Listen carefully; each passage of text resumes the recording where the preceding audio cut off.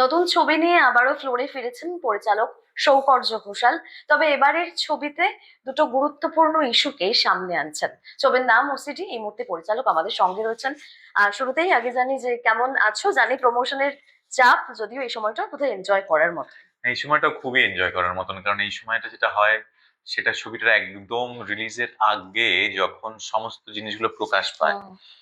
তখন যে লোকেরা রিয়াকশন দেয়, চমকে যায়, বা এটা ভালো বা এটা, তখন মনে হয় এই এই একটা হয়।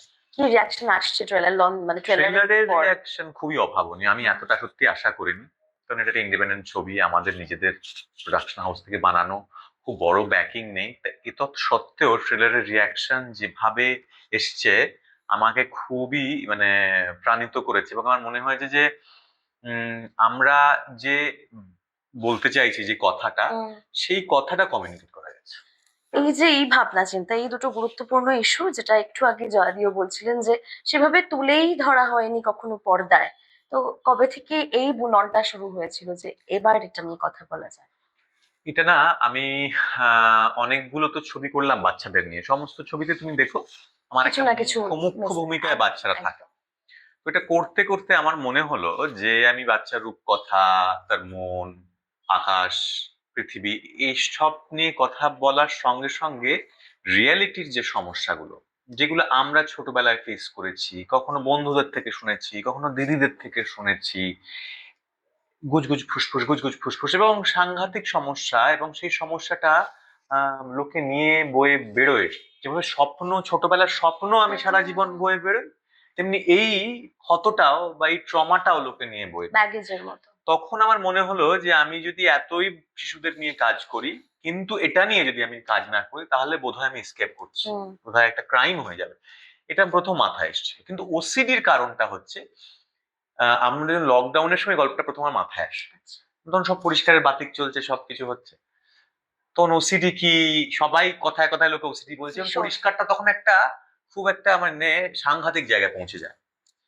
তখন আমার মনে হলো যে একটি যদি মানুষের মনে হয় যে ক্লিনলিনেস ইজ গডলিনেস, এবং সেই পরিচ্ছন্নতার অঙ্গীকারটা বাহ্যিক নয় শুধু, হুম। আন্তরিকও। মানে একজন যার পরিষ্কারের জন্য যার অসম্ভব রকম একটা কম্পালশন আছে, সে তো টেবিল চেয়ার, বাড়ির সামনে রাস্তাটুকু পরিষ্কার করছে। কিন্তু তার যদি এটা মনে হয় যে আমার রাস্তার উপর দিয়ে যে মানুষটা হেঁটে গেল, সেই মানুষটার মন যদি নোংরা হয়, একদম। তাহলে তো রাস্তা নোংরা হয়ে গেল। এই রাস্তাটা নোংরা মানে আমার পরের রাস্তাটা নোংরা, মানে আমার সমাজটা নোংরা। তো এইখান থেকে সে তার চরিত্রটা তৈরি করা, যে আন্তরিক পরিচ্ছন্নতাও যার কাছে হুম। ইম্পর্টেন্ট, এবং সে বোঝে যে আসলে আমি যে এত পরিষ্কার করছি, আমি পরিষ্কার করতেই পারবো না যদি নোংরা লোকগুলোকে না পরিষ্কার করি। দেখুন। আহ একটু আগে তুমি একটা শব্দ বললে যে বড় ব্যাকিং তো নেই। তো সেক্ষেত্রে বড় ব্যাকিং যাদের রয়েছে তারাও ছবি রিলিজ করতে গিয়ে মানে অনেক সমস্যার সম্মুখীন হচ্ছে। তুমি একজন ইন্ডিপেন্ডেন্ট ফিল্ম মেকার হিসেবে তুমি কি এই ভয়টা পাচ্ছো? দেখো, কখনো হল না পাওয়া, কখনো। হল না পাওয়ার ভয় আমার, আমি এর আগেও ছবি করেছি, বড় প্রযোজকদের সঙ্গেও করেছি, এবং সব ছবির যে খুব সুন্দর প্লেসমেন্ট হয়েছে তা নয়। কিছু ছবির নিশ্চয়ই হয়েছে, সে ছবি অনেক দিন চলেছে। হুম। ভূতপুরি যেরকম 75 দিন টানা চলেছিল হলে। আমার মনে আছে আমরা যখন, আমি জয়াকের সঙ্গে কথা বলছিলাম যে আমরা যেদিন 75th ডে কেক কাটিং চলছে আমাদের সুরিন্দরের অফিসে, সেদিনও নন্দনে হাউসফুল। তো আমরা এটাও ফেস করেছি। আবার অনেক সময় অনেক ছবি, ছবি দেখো এক দুটো জিনিস, একটা হচ্ছে সেটা হচ্ছে হল না পাওয়ার হুম। এবং মানুষের না দেখা। এর সহজ দুটো মেকানিজম আছে। তোমার ছবি কখন রিলিজ করছে, তোমার ছবি যদি উৎসবকালে রিলিজ করে, হুম। তখন যদি তোমার থেকে বেশি স্টার স্টারের ছবি বা বড় প্রোডাকশন হাউসের ছবি থাকে, তোমার হল পাওয়ার সম্ভাবনা কমে যায়। আবার অনেক সময় হিন্দি ছবি বা বম্বের ছবি থাকে, তখন কমে যায়। তো এই একটা লড়াই থাকে। তো তোমাকে এমন একটা সময় করতে হবে যখন বড় ছবি নেই। আবার পাল্টা এটাও লজিক যে এমন সময় তুমি যখন করছো বড় ছবি নেই, মানে তার মানে সেটা সঠিক সময় নয় ছবি মানুষকে দেখানো, তখন হয়তো ইয়ার এন্ডিং চলছে, কিংবা তখন হয়তো ছবি চলে না, কারণ আমাদের উৎসবেই মানুষ হুম। ছবি দেখে। তো এটা একটা মারামারি থাকে। তো এটা নিয়ে আমার মনে হয় চলতে হবে আমাদের, এবং এইটা এক দুই মানে এক এক করে হয়তো পেরোনো, কখনো কখনো কেউ পাবে, কখনো কখনো কেউ পাবে না। আমি আমার ছবির ক্ষেত্রে আগে অনেক ফেস করেছি, এবং সেটা মোটামুটি কম বেশি ধাতস্থ হয়েছে। এই ছবির ক্ষেত্রে দেখি কি হয়। না, অনেকেই যেমন আছেন যে ওই উৎসবের ওই টাইমটাকে না বেছে, তুমি যেমন একটা অন্য সময় বেছেছো, অঙ্কুশ আজরাও ঠিক সেরকমই সিদ্ধান্ত নিয়েছে যে কোনো উৎসবের সময় বাজবো না, মানে বাকিদের নয় ছেড়েই দিলাম, এরকম একটা অঙ্কুশের সিদ্ধান্ত। তুমিও কি সেই রকম ভাবনা চিন্তা থেকেই না এরকম দেখো, একটা এখন সিদ্ধান্ত? যেটা হয়েছে, এখন টেকনিক্যালিটি যেটা হয়েছে, আমাদের ছবি রিলিজের ক্ষেত্রে না অনেক আগে ডিসিশন হয়ে যাচ্ছে। মানে আমরা যখন ছবি রিলিজের জন্য ডিস্ট্রিবিউটার সঙ্গে মিটিং হুম করছি, হুম। তখন দেখছি পাইপলাইন অলরেডি অনেক ছবি অ্যানাউন্সড রয়েছে, হ্যাঁ এবং হ্যাঁ হ্যাঁ। সেক্ষেত্রে তখন ফার্স্ট কাম ফার্স্ট আসে, কিছু করার থাকে না।